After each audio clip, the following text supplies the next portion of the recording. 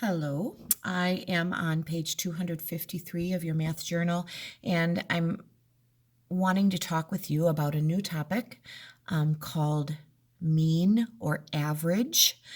Finding the mean or average is probably more useful than finding the median, which is something we worked on all year. I average your grades. I take the total of all of your scores in a subject. So let's say at the end of the quarter, I look in my grade book and I look at all of the math scores that you've gotten. Did you know that I add all of those scores up and I divide them by how many scores you had? So let's say you did 25 math assignments over the course of the quarter.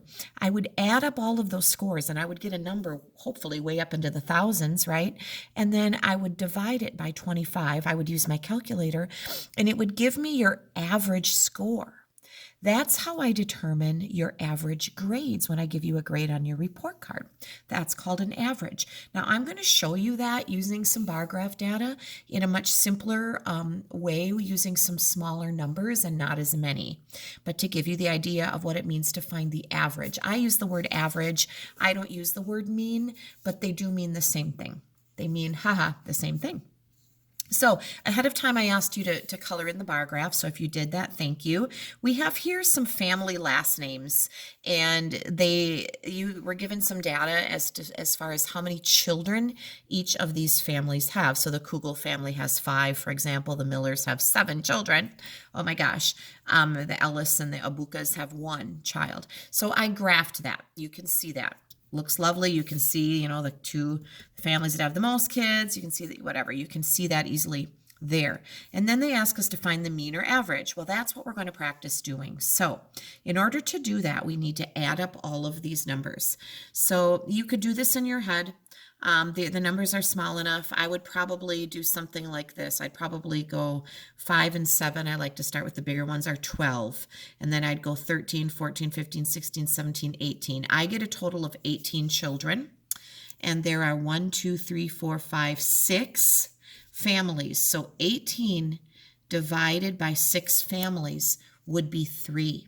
That means that the average number of children in a family of these families is 3. Now, no one actually has 3 children, but you can see there are a cluster of them, 4 families that have less than 3 and 2 that had more than 3, and they had a whole bunch. And together that averages out to be 3 children per family. That's a mean or an average. Now, they want us to take this data, put it in order, and find the median. This is something we know how to do. So we can easily go 1, 1, 2, 1, 1, 2, 2, where there are 2 2s, and then 5 and 7, and find the middle. Finding the middle looks like a 2 is going to be our median. Does that make sense? All right, now we're going to do this again with a different set of data on the back side. So we're going to find the average number of eggs based on the data we have from ostrich clutches. A clutch is a group of eggs. So we have 5 different ostriches, and they have laid clutches of eggs. And I also went ahead of time to save time and graphed that data. You can see ostrich B there, or clutch B, had 10 eggs in it. We had one with 8. We had one with as few as 2. Now we have to find the average. Now, these numbers are a little bit bigger. That's okay. I like to start with the bigger numbers again. If I'm adding in my head, you could use a calculator. You do whatever you want. So 10 and 6 is 16. 16 plus 4 would be 20. And this is another 10. So that would be 30 eggs altogether. If you counted the squares, there should be 30 squares colored in on the bar graph. And we had 5 clutches. So 30 divided by 5 is 6. So the average number of eggs in 5 clutches is 6.